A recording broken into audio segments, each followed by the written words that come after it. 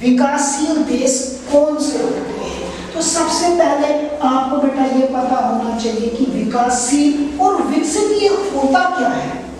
यदि आप लोग विकसित और विकासशील के विषय में जानते हैं, उसकी कुछ विशेषताओं का आपको ज्ञान है, तो आप आसानी से बता सकते हैं कि कौन से देश विकसित होते हैं और कौन से देश विकासशील होते हैं। तो मैं आप लोगों को यहाँ विकसित और विकासशील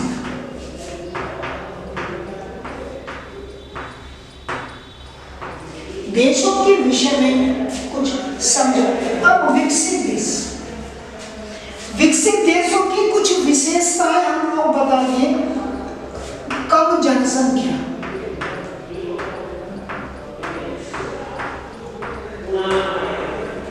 कि कृषि पर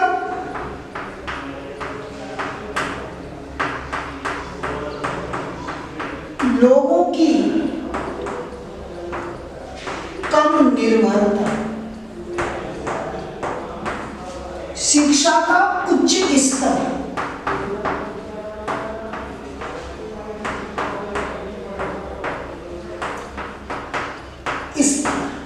ठीक, प्रति व्यक्ति उच्च आय,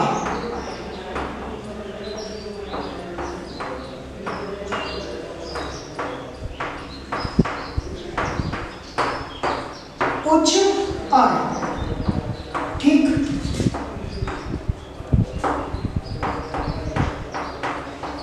उद्योगों का विकास, ठीक। अब बेटा आपको यह समझना है कि जिन राष्ट्रों में, जिन देशों में इस प्रकार की विशेषता पाई जाती है, वो सारे राष्ट्र विकसित देश या विकसित राष्ट्र की श्रेणी में आते हैं। अब विशेषताएं कौन कौन सी है आप लोग समझिए। ऐसे देशों में जनसंख्या कम पाई जाती है, कम रहती है। एक दूसरी बात, कृषि पर लोगों की कम निर्भरता होती है, यानी वहां के जो व्यक्ति हैं उनका व्यवसाय बहुत कम मात्रा में कृषि होता है। और इसके अतिरिक्त चाहे वो द्वितीय सेक्टर में हो या तृतीय सेक्टर में हो, चतुर्थ सेक्टर में हो, तो किसी और सेक्टर में लगे होते हैं, कृषि के ऊपर निर्भरता कम होती है। तीसरे, शिक्षा का उच्च स्तर, वहाँ का जो मानव होता है उसमें शिक्षा का स्तर कैसा पाया जाता है, उच्च पाया जाता है। उसके साथ प्रति व्यक्ति उच्च आय, ठीक, लोगों की आय क्या होती है, उच्च होती है। जब आय उच्च होगी तो उनका जीवन स्तर भी उच्च होगा, ठीक। हमारे देश में गरीबी है, तो अगर गरीब व्यक्ति के पास आय नहीं है तो आपने देखा होगा जो गरीब व्यक्ति है, ठीक, वो खाना भी उतना अच्छा नहीं खाता, कपड़े भी उतने साफ नहीं पहनता, उसका घर, उनका परिवेश भी उतना स्वच्छ नहीं होता। तो प्रति व्यक्ति आय बढ़ने से बहुत सारी चीजों में अपने आप सुधार हो जाता है, क्योंकि उसका रहन सहन का स्तर जो होगा वो भी अच्छा हो जाएगा। तो जो कपड़े पहन रहा है, जो गंदे कपड़े पहनता है, क्योंकि मान लीजिए उसने कोई वस्त्र पहन लिए, कोई शर्ट या पैंट पहन ली है, तो 6-7-8 दिन उन्हीं को क्या करता रहता है, पहनने रहता है, क्योंकि सीमित मात्रा में उसके पास कपड़े होते हैं, उसके पास अच्छे भोजन की व्यवस्था नहीं होती। और यदि आय सुधार दी जाए, आय उच्च की जाए, तो वो सारी चीजें अपने आप सुधार होने लगती है। और ऐसे देशों में उद्योगों का विकास मिलेगा, बहुत बड़े पैमाने पर उद्योग मिलेंगे, और इन्हीं उद्योगों में जनसंख्या का एक बड़ा हिस्सा कार्यरत रहेगा।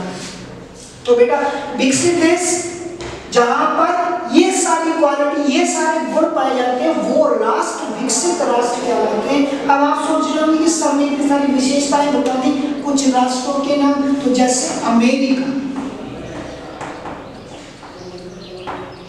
फ्रांस, इटली, जापान, ठीक, आदि देश इस श्रेणी में आते हैं। यानी वो सारे इस क्वालिटी को क्या करते हैं, जिनके अंदर ये सारे गुण पाए जाते हैं, तो वहां ये विकसित राष्ट्र कहलाते हैं। अब आप सोच रहे होंगे कि बेटा हम लोग भारतीय हैं, हम भारत के नागरिक हैं, तो भारत विकासशील देश है या विकसित? अब इन विशेषताओं से आप भारत की तुलना कीजिए, ठीक। तो यदि आप तुलना करेंगे तो आप खुद अनुभव कर देश है या विकासशील। मैंने विकसित देशों की पहली विशेषता बताई थी कि यहाँ पर जनसंख्या कम पाई जाती है। अब इसकी तुलना जरा भारत से करके देखें। भारत विश्व का दूसरा सबसे बड़ा जनसंख्या वाला देश है, यानी दुनिया में दूसरे नंबर पर कहीं सबसे ज्यादा जनसंख्या पाई जाती है तो वो पाई जाती है भारत में। इसका मतलब भारत की जनसंख्या बहुत अधिक है, तो भारत कैसा देश हो गया? विकासशील। क्योंकि भारत इस क्वालिटी को, इस गुण को क्या नहीं करता है, भारत में ये गुण लागू नहीं होता, तो भारत कैसा देश हो गया?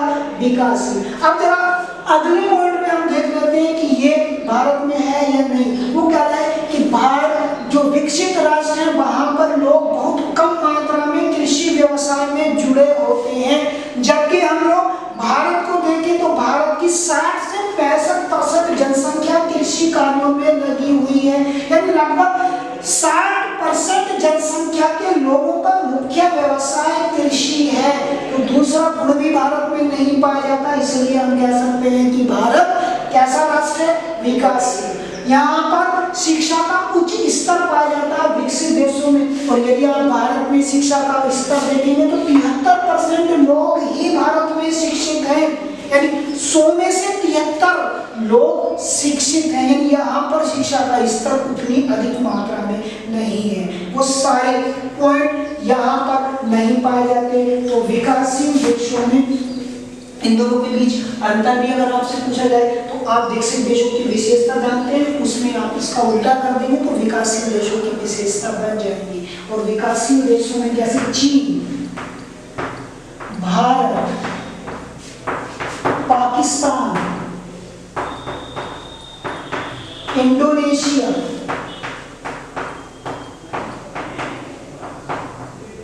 ब्राजील आदि देशों को शामिल किया जाता है। ठीक, आप लोग समझ रहे होंगे। अब आपको ये ध्यान रखना है बेटा कि एशिया महाद्वीप, भारत भी एशिया महाद्वीप का राष्ट्र है, और एशिया महाद्वीप में अकेला एक ही राष्ट्र है जो विकसित राष्ट्रों की श्रेणी में आता है, वो है जापान। बहुत इंपॉर्टेंट क्वेश्चन यहाँ से पूछा जाता है बेटा, अक्सर पूछा जाता है कि एशिया महाद्वीप के विकसित देश का नाम लिखिए। तो एशिया महाद्वीप के विकसित देश में केवल जापान को हम लोग शामिल करते हैं, तो आपका आंसर क्या बनेगा? जापान बनेगा। आपसे पूछा जाए कि एशिया महाद्वीप का कौन सा राष्ट्र जो विकसित राष्ट्र है, तो आप लोग आंसर दे देंगे जापान में। बहुविकल्पी क्वेश्चन में आपसे पूछा जा सकता है कि एशिया का किस देश को हम विकसित देश की श्रेणी में रखते हैं। आपको ऑप्शन देगा चीन, भारत, पाकिस्तान, जापान, तो आपका ऑप्शन क्या बनेगा? जापान बनेगा। तो इसका मतलब विकसित राष्ट्र जहां पर ये सारी विशेषताएं पाई जाती है वो विकसित राष्ट्र होंगे, और जहां ये विशेषताएं नहीं पाई जाती वहां विकासशील राष्ट्र होंगे। उन्हें हम विकासशील राष्ट्रों की श्रेणी में रखेंगे। बेटा विकसित देशों की विशेषताएं आपको याद होगी। यदि मैं आपसे पूछूं कि विकासशील देशों में कौन कौन सी विशेषताएं होती हैं, तो आप लोग बता सकते हैं क्या? कम जनसंख्या, यहाँ पे कर देंगे अधिक जनसंख्या। आगे लिखा हुआ कृषि पर लोगों की कम निर्भरता, यहाँ कर देंगे कृषि पर लोगों की अधिक निर्भरता। आप करेंगे शिक्षा का उच्च स्तर, ये आपको विकसित राष्ट्र की विशेषता पता है, इसमें कर देंगे शिक्षा का निम्न स्तर। अगला पॉइंट लिखा है प्रति व्यक्ति उच्च आय, इसको हम कर देंगे प्रति व्यक्ति निम्न आय। आगे उद्योगों का अधिक विकास, आप कर देंगे उद्योगों का कम विकास। तो बेटा ये विकसित देश, इसकी विशेषता हम जानते हैं, और विकासशील देशों की विशेषता भी आप जानेंगे। कुछ विकसित देशों के नाम हमने यहाँ पे नोट कर दिए, कुछ विकासशील देशों के नाम भी आपको पता है। बहुत इंपॉर्टेंट क्वेश्चन है, लघु में अक्सर पूछा जाता है। आपसे विकसित और विकासशील देशों की विशेषताएं पूछी जा सकती है, आप आसानी के साथ क्या कर देंगे? विकसित और विकासशील देशों की विशेषताएं बता देंगे। ठीक, अब आगे 2 लाइन पढ़ रही है, आपको समझनी है कि आधुनिक अर्थव्यवस्था में वस्तु निर्माण उद्योग का सबसे अधिक महत्व है। वस्तु निर्माण यानी कोई वस्तु बनाने वाले उद्योग, ऐसे उद्योग जिसमें किसी भी वस्तु का क्या किया जाए? निर्माण किया जाए, वो वस्तु निर्माण उद्योग के नाम से जानते हैं। आगे की चर्चा बेटा हम अगली वीडियो में करेंगे।